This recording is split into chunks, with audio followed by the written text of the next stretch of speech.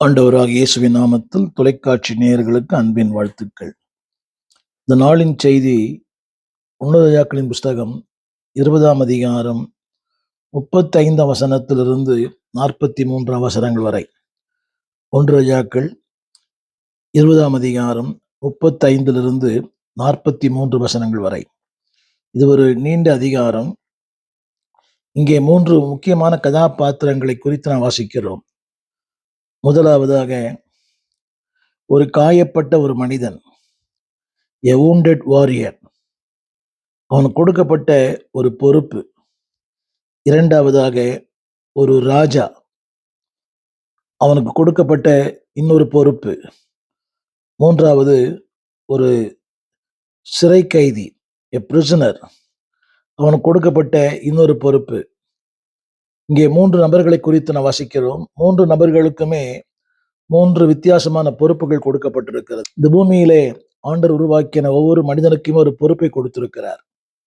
எனவேதான் பக்தன் பாடினார், என்னை நம்பி அவர் தந்த பொறுப்பை அவர் வரும் வரை காத்து கொள்ளுவேன். இன்றைக்கு உங்களுக்கும் எனக்கு ஒரு பெரிய பொறுப்பு கொடுக்கப்பட்டிருக்கிறது. அந்த பொறுப்பு என்னவென்றால், ஆத்துமாக்களுக்காக உத்தரவாதம் பண்ணுவது, ஆத்துமாக்களுக்காக போராடுவது, ஆத்துமாக்களுக்காக ஜெபிப்பது. இன்றைக்கு நாம் செய்கிற மிகப்பெரிய தவறு என்னவென்றால், தேவன் அழைத்த அந்த பரமழைப்பின் பந்தய பொருளை நாம் விட்டு விடுகிறோம். பாவம் என்ற வார்த்தையின் பொருள் miss the mark, miss the goal, miss the aim. குறிக்கோள் தவறுவது, நோக்கம் தவறுவது, லட்சியம் தவறுவது. என்றைக்கு குறிக்கோள் தவறுகிறோமோ, நோக்கத்தை நாம் இழக்கிறோமோ, அன்றைக்கு நாம் தவறு செய்கிற மக்களாயிருப்போம். நான் ஒரு 3 குறிப்புகளை வேகமாக சொல்ல விரும்புகிறேன். Number 1, a wounded warrior. இரண்டாவதாக ஒரு ராஜா. மூன்றாவதாக ஒரு சிறைச்சாலை கைதிகள். நல்லா கவனியுங்கள். அதாவது வசனத்தை வாசிக்கிறேன், 35 43 வசனங்கள் வரை. இங்கே நான் அதிகமான நேரங்கள் இல்லாதனாலே 39 வசனத்தை வாசிக்கிறேன். ராஜா அந்த வழியாய் வருகிற போது இவன் ராஜாவை பார்த்து, யார் என்றால் காயப்பட்ட ஒரு யுத்த வீரன், காயப்பட்ட ஒரு யுத்த வீரன். 37 வசனம் சொல்லுகிறது, அந்த மனுஷன் அவனை காயமுண்டாக அடித்தான். ஒருவன் காயப்பட்டவன், இன்னொன்று காயத்திற்கு போட வேண்டிய ஒரு அரசன். 39ஆம் வசனம் நன்றை கவனியுங்கள். a wounded man, அவன் அடித்தான், காயமுண்டாக அடித்தான். இந்த பூமியிலே காயப்பட்ட மக்கள் ஏராளம். எனவேதான் பக்தன் பாடினார், காயப்பட்ட மனிதர் எல்லாம் கல்வாரி வர வேண்டும். இன்றைக்கு ஏராளமான மக்கள் உள்ளான காயங்கள், வெளியான காயங்கள், சொல்லக்கூடாத காயங்கள், சொல்லக்கூடிய காயங்கள், இன்றைக்கு காயத்தினாலே வாடுகிற மக்கள் ஏராளம். ஆண்டவருடைய வாசம் சொல்லுகிறது, அவர் காயங்கட்டுகிற கர்த்தர். அதற்காக உங்களை என்னை தேவன் தெரிந்து கொண்டார். இதுதான் நல்ல சமாதானங்களை பார்க்கிறோம். இன்றைக்கு காயப்படுத்துகிறவர்கள் ஏராளம். அதற்கென்றே சிலரை பிசாசு அபிஷேகம் பண்ணியிருக்கிறார். ஊழியனை காயப்படுத்த, குடும்பங்களை காயப்படுத்த, நட்பை காயப்படுத்த, ஐக்கியத்தை காயப்படுத்த, ஊழியங்களை காயப்படுத்த. அதுவே இன்றைக்கு சிலருக்கு பெரிய ஊழியமா இருக்கிறது. ஆனால் தேவன் சொல்லுகிறார், உங்களை என்னையும் அன்பான தேவ பிள்ளைகளே காயப்படுத்த அல்ல, காயங்களை கட்டுப்போட கர்த்தர் உங்களை அழைத்திருக்கிறார். உங்களையும் என்னை ஆண்டவர் காயங்களுக்கு கட்டுப்போட அழைத்திருக்கிறார். இன்றைக்கு நாம் அதை விட்டு விட்டு தேவையற்ற காரியங்களை செய்கிறோம். என்னுடைய செய்தியினுடைய கருப்பொருள் என்னவென்றால், அதாவது தேவன் உங்களையும் என்னை எதற்காக அழைத்தாரோ அதை நாம் விட்டு விடுகிறோம். என்னுடைய செய்தியினுடைய கருப்பொருள் என்னவென்றால், நான் வாசனை படிக்கிறேன், அங்கும் இங்கும் அலுவலாயிருந்து காரியங்களை செய்ய தவறிவிட்டோம். திரும்ப சொல்லுகிறேன், ஆங்கிலத்தில் பிஸி இயர் அண்ட் தேர். இங்கே ஆண்டவர் அந்த ராஜாவுக்கு கொடுத்த வேலை என்னவென்றால், அந்த வசனத்தை சொல்லுகிறேன், ராஜா அவ்வழியா வருகிற போது காயப்பட்டவன் ராஜாவை பார்த்து கூப்பிட்டு, அடியான் யுத்தத்தில் நின்றபோது ஒருவன் விலகி இதனிடத்தில் ஒருவனை கொண்டு வந்து, இந்த மனுஷனை பத்திரம் பண்ணு, இவன் தப்பி போனால் உன் பிராணனை அவன் பிராணனுக்கு ஈடாயிருக்கும், அல்லது நீ தாளந்து வெள்ளியை கொடுக்க வேண்டும் என்றான். இங்கே 3 கதாபாத்திரங்களை சொல்லுகிறேன். காயப்பட்ட ஒருவன், இரண்டாவது காயத்தை கட்ட வேண்டிய ஒரு ராஜா, மூன்றாவது அங்கு சொல்லப்பட்டிருக்கிறது அந்த காயத்திற்கு கட்டுப்போட வேண்டிய இன்னொரு மனிதன். இப்படி சொன்னா உங்களுக்கு புரியும். அதாவது இந்த மனுஷனை பத்திரம் பண்ணு, இங்கே சொல்லப்படவில்லை. என்னிடத்துல ஒருவனை கொண்டு வந்து, அவன் ஒரு சிறைச்சாலை இருக்கிறவன், கொண்டு வந்து இவனை பத்திரம் பண்ணு. இங்க ஒரு 3 குறிப்புகளை நான் சொல்ல விரும்புகிறேன். நம்பர் 1, காயப்பட்ட மனிதர்கள். நம்பர் 2, காயத்து கட்டுப்பட வேண்டிய நீங்களும் நானும். 3வது சொல்லுகிறேன், அதுல இன்னொரு வார்த்தை, ஆத்துமாக்களுக்காக உத்தரவாதம் பண்ண வேண்டியவர்கள். அந்த மனிதன் சொல்கிற வார்த்தை, இவனை பத்திரம் பண்ணு, இவன் தப்பி போனால் உன் பிராணன் அவன் பிராணனுக்கும் ஈடாயிருக்கும், அல்லது நீ ஒரு தாளந்து வெள்ளியை கொடுக்க வேண்டும். இங்கே நான் ஒரு 3 குறிப்புகளை சற்று கவனமாய் கேட்க அன்பா கேட்கிறேன். இது அடிக்கடி படிக்கிற வசனம் அல்ல. 3 முக்கியமான கதாபாத்திரங்கள். நீங்கள் யாரா இருக்கிறீர்கள்? ஒருவேளை நீ காயப்பட்ட மனிதரா இருக்கலாம். காயப்பட்ட மனிதனுக்கு இந்த பூமியிலே கர்த்தர் வைத்திருக்கிற இடம்தான் சபை. அந்த எதற்காக சொன்னால், காயப்பட்ட மனிதனுடைய காயங்களை கட்ட. இந்த புல்பிட் என்ற வார்த்தையின் பொருளை இதுதான். Pull somebody from the pit, அதான் புல்பிட்.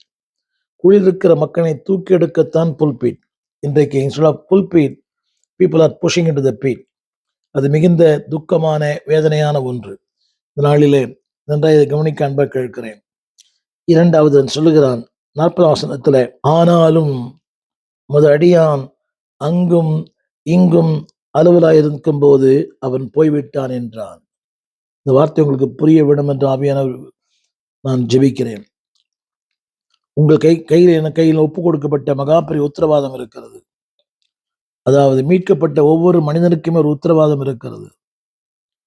அந்த ஏதோ சபைக்கு வந்து போது முக்கியம் அல்ல, காயப்பட்ட மனிதனுடைய காயங்களை கட்ட. அந்த வார்த்தை, ஆனாலும் முத அடியான் அங்கும் இங்கும் அலுவலாயிருந்த போது. எதற்காக அழைக்கப்பட்டோம் அதை நாம் விட்டு விடுகிறோம். ஊழியர்கள் கூட எதற்காக அழைக்கப்பட்டாலே மறந்து பல முறை சொல்லியிருக்கிறேன். தேவையற்ற அந்நிய காரியங்களில், அரசியல், கட்ட பஞ்சாயத்து, அதாவிட்டால் நமக்கு தேவையில்லாத பல காரியங்கள், இடைத்தரகர்களாக, வீடு வாங்கி விற்கிறவர்களாக, பல காரியங்கள். அநேகர் இன்றைக்கு நிறைய சொல்லிட்டே போகலாம். ரியல் எஸ்டேட் ஓனர்களாக இப்படி நிறைய பேர் இருக்கிறாங்க. வேதம் சொல்லுகிறது, உங்களை நம்பி அவர் கொடுத்த காயப்பட்ட மனிதர்கள் ஏராளம். இந்த காயப்பட்ட மனிதர்களுக்கு நீங்கள் செய்கிற காரியம் என்ன? இந்த வார்த்தை சொல்லப்பட்டிருக்கிறது, என்று அவன் சொன்னான், அவனை பத்திரம் பண்ணு. என் அன்பு தேவ பிள்ளைகளே, இன்றைக்கு ஆத்துமாக்களை பத்திரம் பண்ண வேண்டிய நாம் அவளை வழித்தப்பை போக பண்ணியிருக்கிறோம். அதில் சொல்லப்பட்டிருக்கிறது, இவன் தப்பி போனால். நன்றாக கவனிக்க வேண்டும். இன்றைக்கு உன்னுடைய விசுவாசம், ஒருத்தனுடைய வளர்ச்சிக்கு நாம் மார்த்தட்டி கொள்ளுகிறோம். அப்படின்னா அவனுடைய பின்மாற்றத்திற்கும் நான் தான் காரணம் என்பதை ஒத்துக்கொள்ள வேண்டும். நன்றாக கவனியுங்கள். அநேக சொல்கிற வார்த்தை, என்னால் அவர் நடந்தார், என்னால் இவர் பெரிய ஆளானார், என்னால் இவர் உயர்ந்திருக்கிறார், என்னால் இவர் வாழ்க்கையில மேன்மை அடைந்தார். உண்மை. அதே வேளையில அவன் பின்மாற்றத்திற்கு நாம் உத்தரவாதம் பண்ண வேண்டுமா? இதைத்தான் திருமறை சொல்லுகிறது, ஆத்துமாக்களுக்கு உத்தரவாதம் பண்ணுகிறபடியினால். அந்த வார்த்தை எழுதப்பட்டிருக்கிறது, அவன் தப்பி போனால், வழி தப்பி போனால், பின்மாறி போனால், வேலை சொல்லுகிறது, நீ ஒரு தாளந்து வெள்ளியை நீ கொடுக்க வேண்டும். இது எத்தனை பெரிய வேதனையான ஒரு காரியம். சற்று கவனமாய் கேட்க அன்பாய் கேட்கிறேன். You are not here by accident. அன்பு ஊழியர்களே, நீங்கள் நானும் தற்செயலா ஊழியத்துக்கு வரவில்லை. என்னை நம்பி அவர் தந்த பொறுப்பு.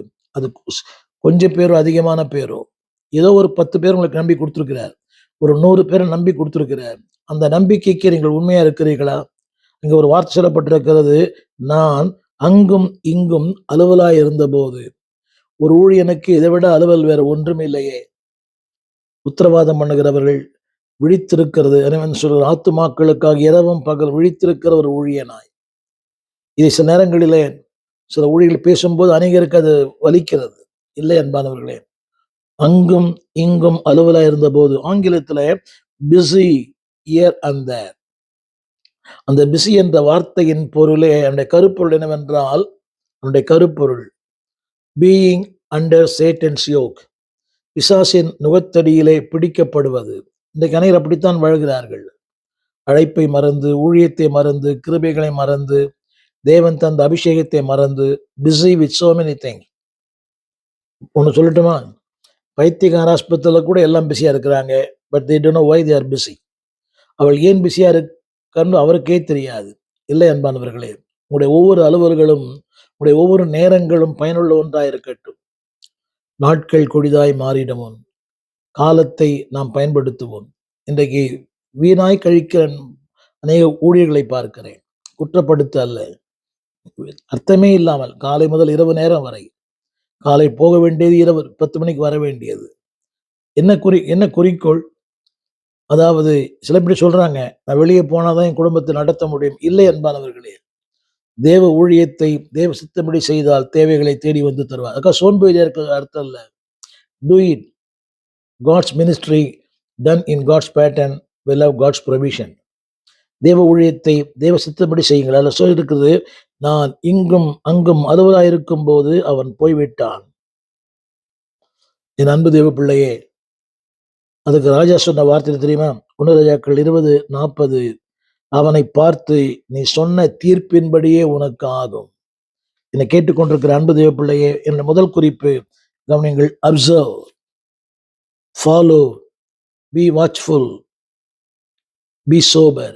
விழித்திருங்கள். உங்களுக்கு கொடுக்கப்பட்ட நீங்கள் நான் காவலாளி. இதைத்தான் இசைக்கில் அடிக்கடி வாசிக்கிறோம்.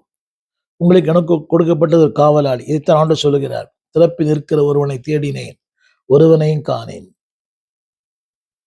அதாவது தீர்க்கதரிசி ஏமாற்றினார்கள், ஆசாரை ஏமாற்றினான், பிரபுக்கள் ஏமாற்றினார்கள். ஆங்கிலத்தில் ப்ராஃபட்ஸ், பிரீஸ்ட், மூணாவது பிரின்சஸ். எனவேதான் சொல்லுகிறார், எல்லாரையும் பார்த்து ஏமாற்றினேன், ஒருவனை தேடுகிறேன். இங்க அவன் சொல்லுகிறான், அவன் தப்பி போனான். நான் அங்குமிங்கும் அலுவலாயிருக்கும் போது அவன் போய்விட்டான் என்றான். என்னை கேட்டுக்கொண்டிருக்கிற என் அன்பு தேவ பிள்ளையை ஒரு 4 காரியம் சொல்லுகிறேன். நம்பர் 1, ஆண்டவர் சொல்லுகிற வார்த்தை. ராஜா சொன்னார், கீப் திஸ் மேன். 39ஆம் வசனத்தை வாசிக்கிறேன். அவர் சொன்னார், இந்த மனுஷனை நீ பத்திரம் பண்ணு. ஆங்கிலத்தில் கீப் திஸ் மேன். உனக்கு கொடுக்கப்பட்ட கிருபைகளை பத்திரம் பண்ணு, வரங்களை பத்திரம் பண்ணு, அபிஷேகத்தை பத்திரம் பண்ணு. உனக்கு தேவன் எண்ணத்தை கொடுத்தாரோ, இல்லாத ஒன்றை அல்ல, உனக்கு என்ன தேவன் கொடுத்தாரோ, keep your anointing, keep your grace, keep your salvation. ரட்சிப்பை பத்திரம் பண்ணு, அபிஷேகத்தை பத்திரம் பண்ணு. தேவன் எதையெல்லாம் தந்தாரோ அதையெல்லாம் பத்திரம் பண்ணு. ஆனால் இவன் சொல்லுகிறான், நான் அங்கும் இங்கும் அலுவலாயிருக்கும் போது. எத்தனை துக்கமான வார்த்தை. நான் எதற்காக அழைக்கப்பட்டேனோ அதை பிடித்து கொள்ளும்படி ஆசையாய் ஓடுகிறேன். ஒரு 4 குறிப்புகளை வேகமாக சொல்லுகிறேன். நம்பர் 1, உங்களுக்கு எனக்கு கொடுக்கப்பட்ட அந்த மேண்டேட், உங்களுக்கும் எனக்கும் கொடுக்கப்பட்ட அந்த உக்கரான பொறுப்பு. எனவே தான் பவுல் சொல்லுகிறான், என்னை உண்மை உள்ளவன் என்று இந்த ஊழியத்துக்கு அவரை நேர்படுத்தி இருக்கிறார். எபிரேயர் புஸ்தகம் 6ஆம் அதிகாரம் 18ஆம் வசனம்.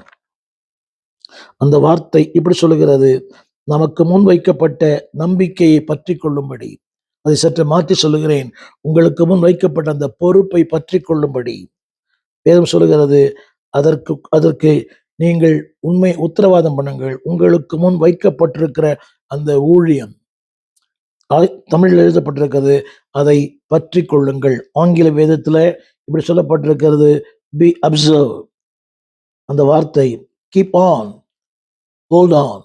தமிழ் வேதத்துல பற்றி கொள்ளுங்கள். என் அன்பு ஊழியர்களே, யோசித்து பார்த்தீங்களா?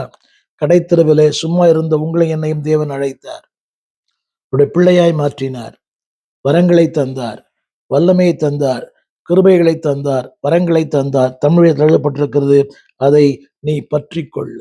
எதை இழந்தாலும் உமை இழப்பேனோ, வாழ்வு தந்தவரே, வாழ வைத்தவரே.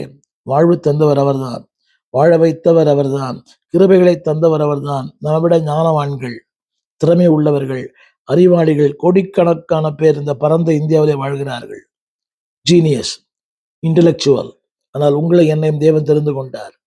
எங்கோ நான் வாழ்ந்தேன், அறியாமல் அலைந்தேன், என் நேச தேடி வந்தீர். நெஞ்சார அனைத்து முத்தங்கள் கொடுத்து நிழலாய் மாறிவிட்டார். என் முதல் குறிப்பு சொல்கிறேன், கீப் ஹோல்ட் ஆன்.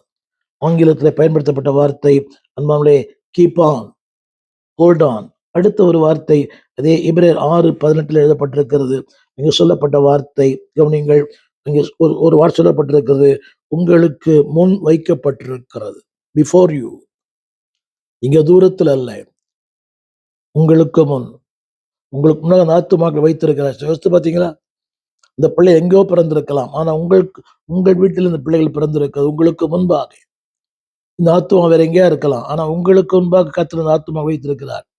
ஒவ்வொரு வாரமும் பலிபீடத்தில் நிற்கிற என் அன்பு ஊழியர்களே, உங்களுக்கு முன் இருக்கிற ஆத்துமாக்கள் சற்று யோசித்து பாருங்கள். எதை யோசிக்கிறீங்க? ஜனங்களை ஆத்துமாக்களாய் பாருங்கள். ஜனங்களை ஜனங்களாய் பார்க்க வேண்டாம். உங்களுக்கு முன் வைக்கப்பட்டிருக்கிற அந்த மக்கள், ஆங்கிலத்தில் பயன்படுத்தப்பட்ட வார்த்தை அன்பானவர்களே, a hope before us.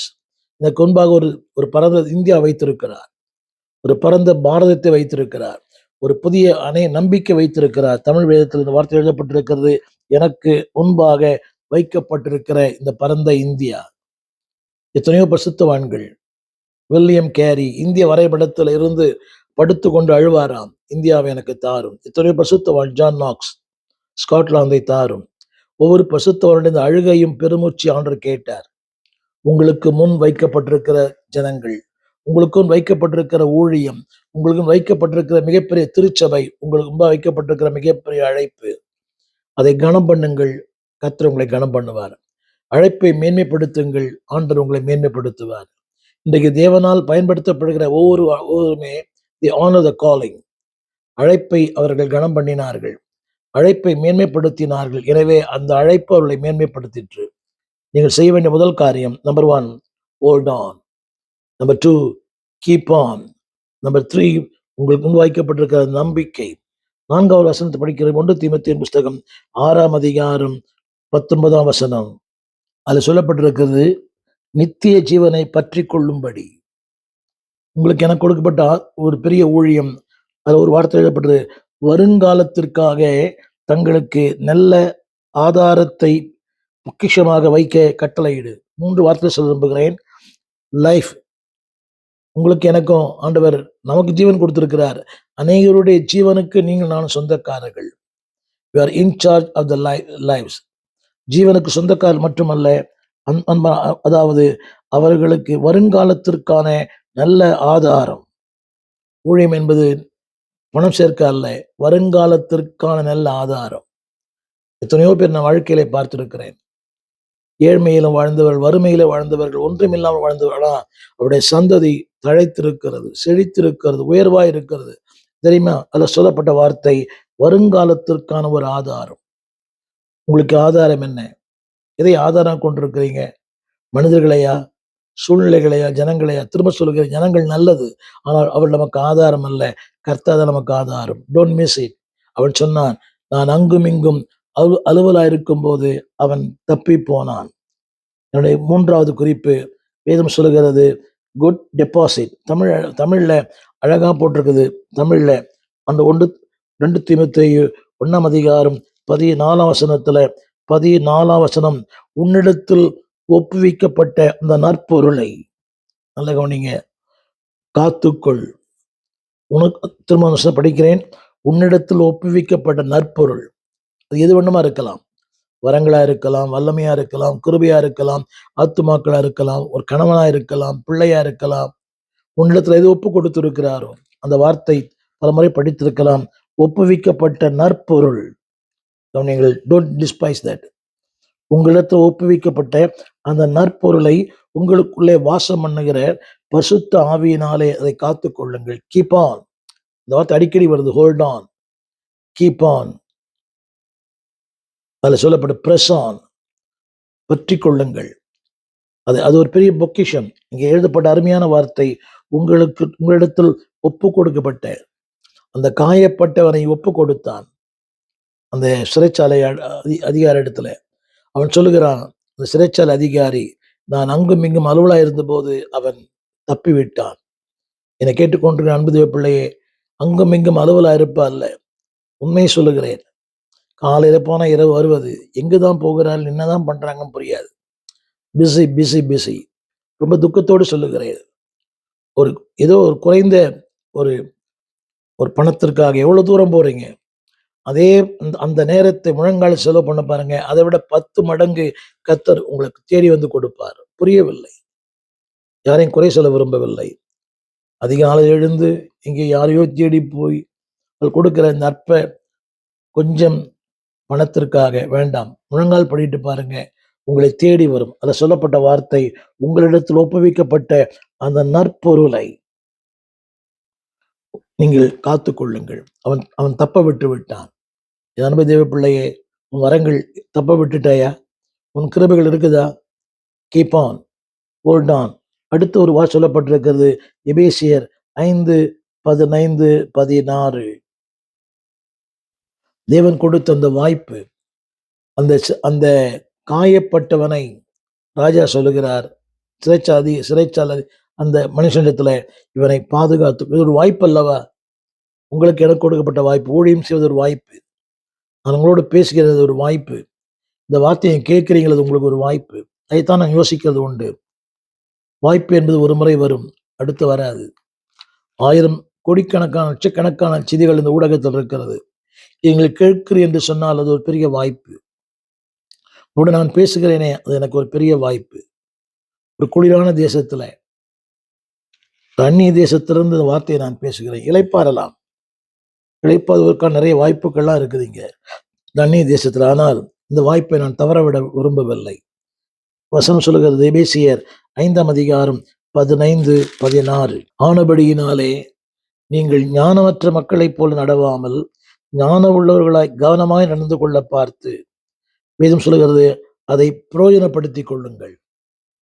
என் அன்பு ஊழியர்களை பிரயோஜனப்படுத்துங்கள். உங்களுக்கு தந்திருக்கிற வரங்கள் மேலானது, வல்லமை மேலானது, கிருபைகள் மேலானது. Make use every opportunities. வாய்ப்பு என்பது ஒரு முறை வரும், திரும்ப அந்த வாய்ப்புகள் தவற விட்டால் வரவே வராது. Opportunities visited. என்னை கேட்டுக்கொண்டிருக்க அன்பு தேவ பிள்ளையே, உனக்கு கொடுக்கப்பட்ட அந்த வாய்ப்பை பயன்படுத்திக் கொள். ஆலயம் பக்கத்தில் இருக்கிறது.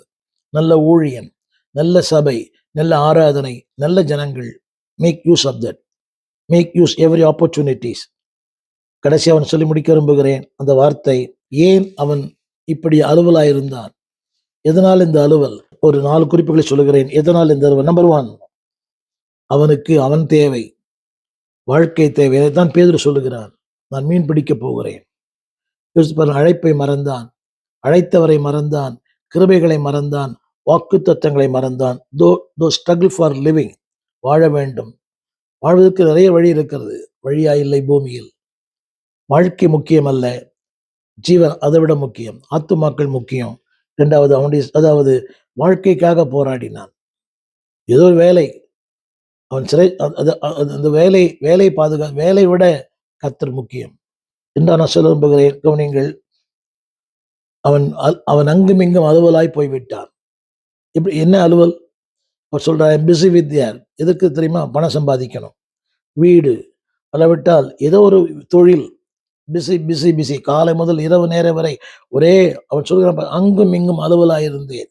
தமிழ் ஆங்கில விதத்துல busy with so many things. என்னை கேட்டுக்கொண்டிருக்க அன்பு தேவ பிள்ளையே, பணம் சம்பாதிக்க வேண்டும், பொருள் சம்பாதிக்க வேண்டும், புகழ் சம்பாதிக்க வேண்டும் இல்லை. ஆங்கிலத்தில் பயன்படுத்தப்பட்ட வார்த்தை அக்யூமுலேட்டிங் த வெல்த். அது அல்ல. திரண்ட ஆஸ்தி, உயர்ந்த கல்வி, செல்வாக்கு இருந்தாலும் சிலுவை நோக்கி பார்த்த பிறகு உரிய பெருமைகள் யாவும் அற்பமே. 2வது, அங்கும் இங்கும் அலுவலாயிருந்தான். பிளஷர். 5 குறிப்புகளை சொல்லுங்க. Number 1, life. Number 2, home. Number 3, business. Number 4, wealth. Number 5, pleasure. தமிழில் சொல்லுகிறேன், வாழ்க்கை முக்கியம். அதை விட ஆத்துமாக்கள் முக்கியம், நித்தியம் முக்கியம். 2வது குறிப்பு, வீடு. நல்லது, வீட்டை தந்தவர் முக்கியமானவர். 3வது, அதாவது தொழில், பணம் சம்பாதிக்கணும், சம்பாதிங்க. ஆனா அதை விட கர்த்தர் முக்கியம். 4வது, உலக இன்பங்கள். they want to enjoy the pleasure daily. காலையில வருவது, அதோட மாலை வரதில்லை. இந்திய தொலைக்காட்சிகளில் முதல் முறையாக இன்னைக்கு சீரியல் விடுதலை பெற்றவர்கள் லட்சத்துல ஒருத்தர் தான். திருச்சபைக்கு போனாலும் இன்னும் சீரியலை விடுதலை. they want pleasure. என்னை கேட்டுக்கொண்ட அன்பு தேவ பிள்ளை, ட்ராஜடி தெரியுமா? அவன் காணாமல் இழந்து போனான். அன்ரெக்கவரபிள் லாஸ். இப்படி சொன்னாங்க புரியும். அவன் ஒன்றுமில்லாமல் போனான். அதற்கு ராஜா சொன்ன வார்த்தை, நீ அவனை தப்ப விட்டபடியினாலே. கவனிங்கள், நான் நியமித்த மனுஷனை உன் கையிலிருந்து தப்பி போகும்படி நீ விட்டபடியினாலே. 1 ராஜாக்கள் 20:42.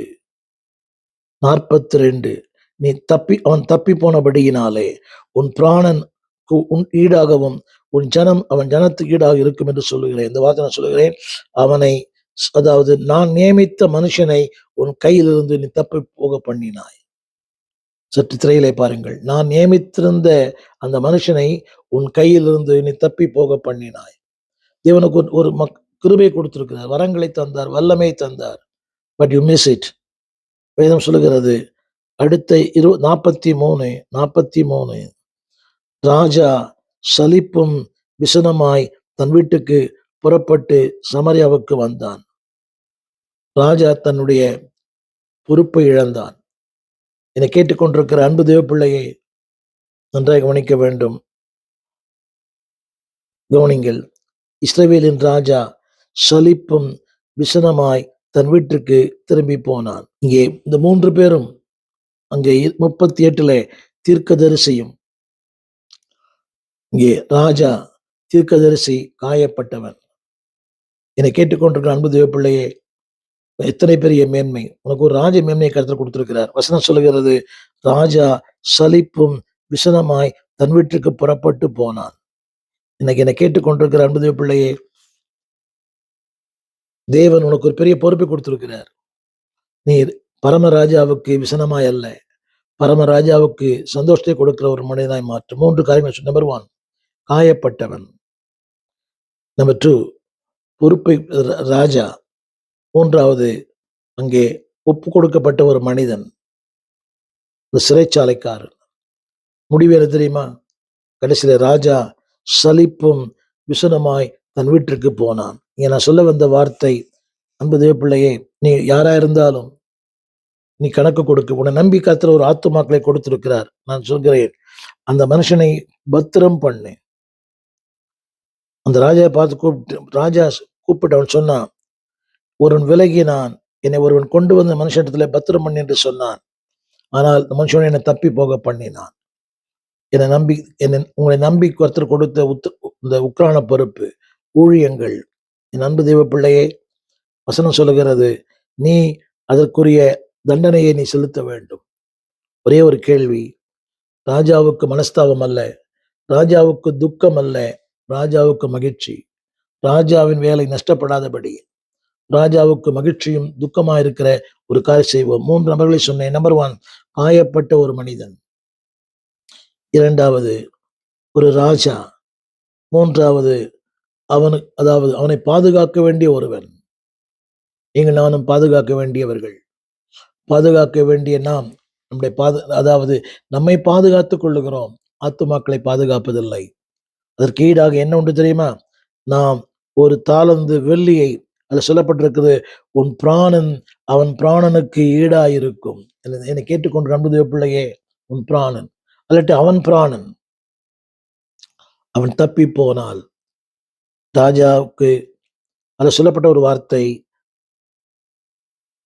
அதாவது அந்த தீர்ப்பின்படியே உனக்கு ஆகும். You'll be judged. என்னை கேட்டுக்கொண்டிருக்கிற ஊழியர்களே, காயப்பட்ட மனிதர்களுடைய காயங்களை கட்டத்தான் அழைத்திருக்கிறோம். ராஜா உங்களை என்னையும் ஒரு பெரிய பொறுப்பை கொடுத்திருக்கிறார். வேதம் சொல்லுகிறது, ராஜா சலிப்பாய் விசனத்தோடு தன் வீட்டுக்கு திரும்பி போனான். தேவனுக்கு துக்கத்தை அல்ல, மகிழ்ச்சியை கொடுக்கிற வாழாய் மாற்றும். என்னுடைய செய்தியோட தலைப்பு என்னவென்றால், busy with this year and there. அங்கும் இங்கும் அதுவதாய் இல்லை. தேவன் எதை கொடுத்தாரோ, எங்கே நம்ம நிற்க சொன்னார் அங்கே நிற்போம். என்னை நம்பி அவர் தந்த பொறுப்பை, நமக்கு வைக்கப்பட்டிருக்கிற அந்த அழைப்பு, வேதம் சொல்லுகிறது, அதுல உறுதியாயிருங்கள், உண்மையாயிருங்கள், நேர்மையாயிருங்கள். என்ன வந்தாலும் ஆண்டவருக்கு என்று வாழுங்கள். காயப்பட்ட கோடிக்கணக்கான மக்களுக்கு நீங்கள் நானும் கடனாளியா இருக்கிறோம். சொல்கிறார், நான் கடனாளியா இருக்கிறேன். கல்வாரி நம்முடைய கடனை தீர்த்தவருக்கு நாம் கடனாளியா இருக்கிறோம். எனவே என்னை நம்பி அவர் தந்த பொறுப்பு, அது சிறிதோ பெரிதோ, சபையில சின்ன வேலையா இருக்கலாம், ஏதோ ஒரு வேலை, அந்த பொறுப்பை செய்யுங்கள். கர்த்தர் உங்களை ஆஸ்வதிப்பார். உங்களுக்காக ஜெபிக்க விரும்புகிறேன். ஜெபிப்போம். வானத்தையும் பூமியையும் படைத்த நல்ல ஆண்டவரே, தருமையான வேலைக்காக நன்றியோடு துதிக்கிறோம். எங்களை நம்பி நீ தந்த பொறுப்பை நான் கடைசி வரை காத்துக்கொள்ள, ராஜாவுக்கு துக்கத்தை அல்ல மகிழ்ச்சியை கொடுக்கிறவளாய்களை மாற்றும். நாங்கள் எங்களுக்கு கொடுக்கப்பட்ட மக்களை கொடுக்கப்பட்ட கிருபைகளை இழந்து விடாதபடி அதை பத்திரம் பண்ண, அதை பாதுகாக்க, ரட்சிப்பை பாதுகாக்க, கிருபைகளை பாதுகாக்க, அபிஷேகத்தை பாதுகாக்க எங்களுக்கு கிருபையும் பலத்தையும் தாரும். எத்தனையோ காயப்பட்ட மனிதர்களுக்கு நாங்கள் பொறுப்புள்ளவர்களா இருக்கணும்ப்பா. அந்த ஒனேசிமுக்கு பிலமோன் இவ்வளவு பொறுப்பா இருந்தார், அதுபோல அநேக ஒனேசிமுக்கள் உண்டு ஆண்டவரே. அந்த ஒனேசிமுக்களுக்கு நாங்கள் பொறுப்பாய் இருக்க, அவளுக்காக ஜெபிக்க, மன்றாட, உங்களுடைய சமூகத்துல பரிந்து பேசுகிற, அவளை தப்ப விடாதபடி ஆண்டவரே பத்திரமாய் பாதுகாக்க எங்களுக்கு கிருபை தாங்கப்பா. எங்களுக்கு கிருபையை பாதுகாக்க, அபிஷேகத்தை பாதுகாக்க, தேவன் தந்த ஞானங்களை பாதுகாக்க, வல்லமையை பாதுகாக்க உதவி செய்யும். அன்பின் கரங்களில் எங்களை தாழ்த்தி ஒப்புக் கொடுக்கிறோம். ஒரு பொறுப்புள்ளவர்களாய், அதுவரை யுத்த வீரர்களாய், காயப்பட்ட மனிதனுடைய காயங்களை கட்டுகிறவர்களாய் எங்களை மாற்றும். அன்பின் கரங்களிலே தாழ்த்துகிறோம். குழந்தைங்களோடு இடைப்படும் என்னை நம்பி அவர் தந்த பொறுப்பை கடைசி வரை காத்துக்கொள்ள உதவி செய்யும். நல்ல போராட்டத்தை போராட, ஓட்டத்தை முடிக்க, ஜீவகிரீடத்தை பெற்றுக்கொள்ள எங்களுக்கு சகாயம் பண்ணும். அன்பின் கரங்களிலே தாழ்த்துகிறோம். ஆட்கொள்ளும், ஆசீர்வதியும், நன்மைகளால் நிரப்பும். ஆண்டவர் இயேசுவின் நாமத்தில் ஜெபிக்கிறோம் நல்ல பிதாவே, ஆமென். அன்பான தேவ பிள்ளைகளே, காயப்பட்ட மனிதனுடைய காயங்களை கட்டவங்களை அழைத்திருக்கிறார். காயம் கட்டுவோம், நல்ல சமாரியனாயிருப்போம். கர்த்தர் உதவி செய்வார். ஆமென். எங்கள் விலாசம்: போதகர் ஸ்டீஃபன் தேவகுமார், திறந்த வாசல் சபை, நம்பர் 65, பரமானந்த தெரு, 7 கிணறு, சென்னை 600001. தொடர்புக்கு 9841839287.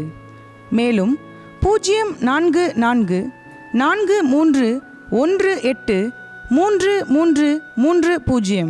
எங்கள் மின்னஞ்சல் stephenopendor@gmail.com. எங்கள் தேவ செய்திகளை யூடியூப் சேனலில் பார்த்து பயனடையுங்கள். தேவன் உங்களை ஆசீர்வதிப்பாராக.